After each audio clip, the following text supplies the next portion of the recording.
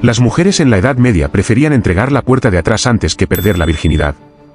Aunque suene increíble, en la Edad Media, muchas mujeres preferían dar la puerta trasera por amor, antes que ser marginadas. Y es que en la Europa medieval, la autoridad de la Iglesia católica era absoluta y regulaba cada aspecto de la vida, incluyendo la sexualidad. La virginidad femenina hasta el matrimonio no era una simple preferencia moral, era un requisito social, económico y legal.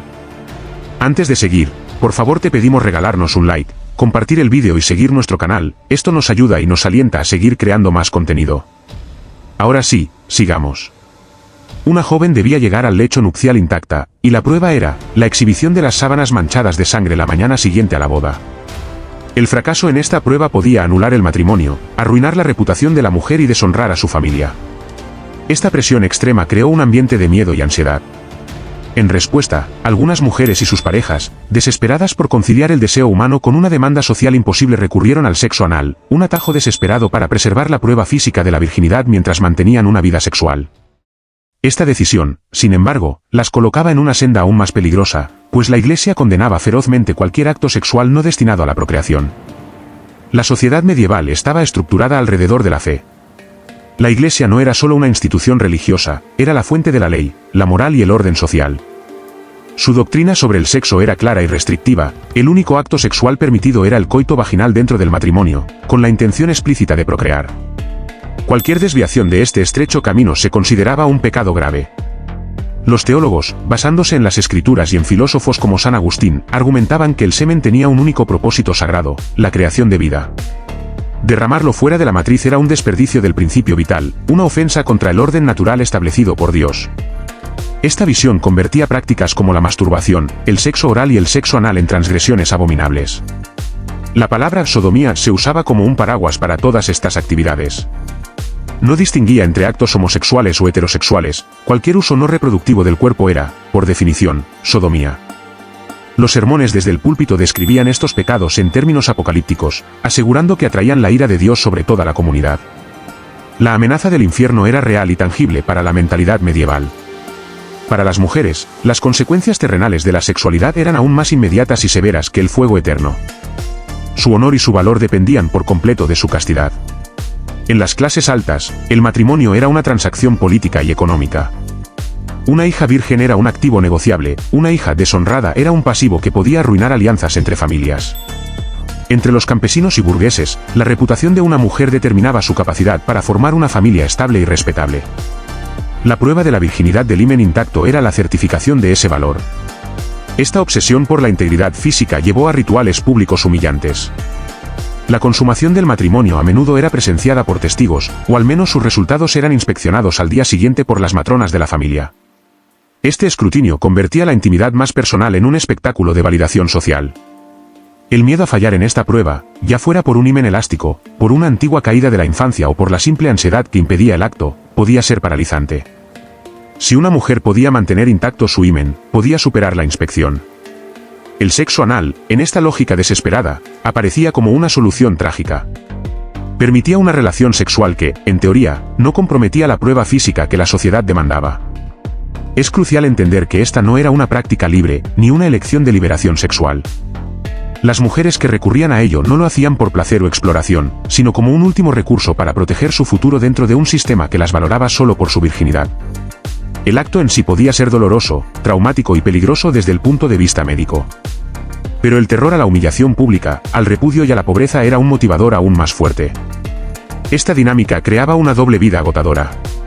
En público, la mujer debía proyectar pureza y sumisión. En privado, cargaba con el peso de un pecado mortal y con el secreto que podía destruirla si salía a la luz. La ansiedad de ser descubierta por un sirviente curioso, por un confesor perspicaz o por un marido desconfiado debía ser una carga constante. La Iglesia, por supuesto, no era ingenua. Los sacerdotes y teólogos eran conscientes de que los seres humanos intentaban burlar sus estrictas normas. La evidencia de esto se encuentra en los manuales para confesores, conocidos como penitenciales. Estos textos, desarrollados desde la Alta Edad Media, eran guías detalladas para que los sacerdotes interrogasen a los feligreses sobre sus pecados. Las preguntas sobre actos sodomíticos son minuciosas y repetitivas, lo que indica que no se trataba de pecados hipotéticos, sino de faltas reales que los clérigos esperaban encontrar. Un penitencial del siglo XIII, por ejemplo, instruía al confesor a preguntar a los hombres casados: ¿has fornicado con tu esposa de una manera que no es natural como hacen los sodomitas? Otra versión preguntaba específicamente si el semen había sido derramado en otro lugar que no fuera la vagina. Estos interrogatorios eran un asalto a la intimidad, diseñados para sacar a la luz los secretos más ocultos. Para una mujer que practicaba el sexo anal para preservar su virginidad, la confesión se convertía en un campo minado. Tenía que medir cada palabra, omitir detalles cruciales y vivir con el remordimiento de una confesión incompleta, lo que a su vez era otro pecado. La amenaza espiritual era tan real como la social. Las consecuencias del descubrimiento variaban, pero siempre eran graves. Dependían del estatus social, de la localidad y del humor de las autoridades eclesiásticas o señoriales. Para la mujer, el estigma era normalmente peor. Podía ser repudiada por su marido, devuelta deshonrada a su familia, o encerrada en un convento. En casos extremos, si la práctica se enmarcaba como una herejía sexual o como brujería, las consecuencias podían ser mortales. En los manuales de confesión de las iglesias figuran casos documentados con detalles específicos. Isabel era una joven de familia burguesa en Tolosa, en el siglo XIV. Su matrimonio con el hijo de un mercader de telas fue arreglado para fusionar dos negocios. Isabel, sin embargo, mantenía un amor de adolescencia con un estudiante de la universidad. La noche antes de su boda, desesperada, se encontró con su amante. Sabiendo que su virginidad sería inspeccionada, optaron por una despedida que no la dejara marcada. Para Isabel, aquel acto no fue de placer, sino de despedida y de luto por una vida que no podría tener. Años después, ya madre de 2 hijos legítimos, el recuerdo de esa noche y el secreto que guardaba la atormentaban en silencio, un fantasma en su propio matrimonio. En un entorno rural, la historia podía ser diferente. Margot, una campesina en la Normandía del siglo XII, fue comprometida a un viudo mayor a cambio de una parcela de tierra para su padre. Tenía miedo del hombre, conocido por su mal carácter. En las primeras semanas de matrimonio, el acto sexual le resultaba tan doloroso y aterrador que su cuerpo se tensaba, haciendo imposible la penetración. El marido, enfurecido por la falta de la prueba de sangre y acusándola de no ser virgen, la golpeaba. Una comadrona vecina, compasiva y pragmática, le susurró a Margot una solución. Le enseñó a satisfacer a su marido de otra manera, preservando al mismo tiempo la ilusión de que su himen era simplemente demasiado resistente. Margot vivió así durante años, sometida a una intimidad que detestaba pero que mantenía la paz en su hogar y evitaba más violencia. Su experiencia no era sobre el amor o el deseo, sino sobre la mitigación del sufrimiento dentro de los límites estrechísimos que su mundo le permitía. Para las mujeres de la nobleza, las apuestas eran aún más altas. Leonor, una dama en la corte de Castilla en el siglo XIII, fue un peón en el ajedrez dinástico de su familia. Su compromiso con un poderoso conde era crucial. Leonor, sin embargo, tenía una condición física que hacía el coito vaginal extremadamente doloroso, una posible endometriosis o vaginismo no diagnosticada. Si su matrimonio no se consumaba, sería anulado, y la alianza familiar se rompería con consecuencias políticas. Su dama de compañía, una mujer de mundo que había sido amante de un médico, le propuso una solución desesperada. Leonor aprendió a usar su cuerpo de maneras alternativas para satisfacer a su esposo y engendrar herederos a través de la llamada falsa copulación, donde el semen se recogía e introducía manualmente. Esta compleja farsa, que incluía sobornar a las sirvientas que cambiaban las sábanas, permitió que el matrimonio pareciera normal y produjera 2 hijos. Leonor llevó su secreto a la tumba, habiendo vivido una vida de lujo y poder cimentada sobre una mentira íntima que la aislaba por completo. Estos casos ilustran los motivos variados y la profunda humanidad detrás de una práctica que la Iglesia veía simplemente como perversión. En todos los casos, la mujer estaba atrapada en un sistema que priorizaba su función reproductiva y social sobre su bienestar, su placer o su consentimiento. El sexo anal era una forma de negociar una autonomía mínima dentro de una jaula de expectativas sociales. La doble moral del sistema era evidente. Los mismos señores y clérigos que condenaban la sodomía desde el púlpito a menudo eran clientes de prostíbulos donde se ofrecían todo tipo de prácticas. La prostitución medieval era un negocio regulado y floreciente, y los burdeles no se limitaban al coito vaginal. Los manuales para la gestión de burdeles, como los que existen de la ciudad de Montpellier, detallan precios por servicios específicos, lo que implica una demanda y una oferta de actos no procreativos. Esta desconexión entre la doctrina oficial y la práctica real era enorme. La sodomía era un pecado grave cuando la cometían mujeres que intentaban proteger su valor social, pero podía ser un vicio tolerado, aunque pecaminoso, en los espacios masculinos de soltería o en los burdeles. Esta hipocresía estructural añadía otra capa de injusticia a la experiencia de las mujeres. Ellas cargaban con todo el riesgo y la culpa por un acto que, en otros contextos, los hombres de su sociedad practicaban con relativa impunidad. La presión no terminaba con el matrimonio. La Iglesia también regulaba ferozmente el sexo dentro del vínculo conyugal.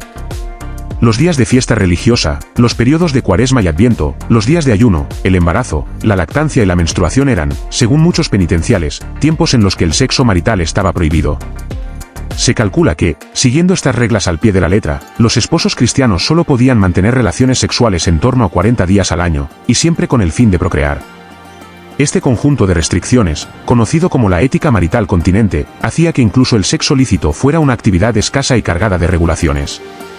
Para las parejas que deseaban intimidad sin el riesgo constante de embarazo, ya tenían los hijos requeridos, o durante uno de los muchos periodos prohibidos, el sexo no vaginal podía presentarse de nuevo como una tentación. Los penitenciales dedican muchas preguntas a este tema, mostrando que era una preocupación pastoral real. Un manual preguntaba, ¿has tenido relaciones con tu esposa en los días prohibidos, o desde detrás, como hacen los animales? La comparación con los animales era común y denigrante, destinada a infundir vergüenza. Esta extensión de la prohibición a la vida marital adulta demuestra cómo el control eclesiástico buscaba invadir cada momento y cada aspecto de la sexualidad humana, dejando muy poco espacio para la intimidad libre o el placer compartido. La sombra de la sodomía se extendía incluso más allá de los actos físicos. La teología medieval desarrolló el concepto de pecado contra natura en una jerarquía de gravedad. Los teólogos como Tomás de Aquino clasificaron estos pecados en un orden descendente de perversión. El más grave era la bestialidad, seguido de la sodomía entre hombres, luego la sodomía entre mujeres, y finalmente la sodomía heterosexual, es decir, el sexo anal entre hombre y mujer. Aunque esta última se consideraba la menos grave de las perversiones, seguía siendo un pecado mortal que exigía una penitencia severa y podía acarrear castigos civiles. La historia de las mujeres medievales que recurrieron al sexo anal es una tragedia humana.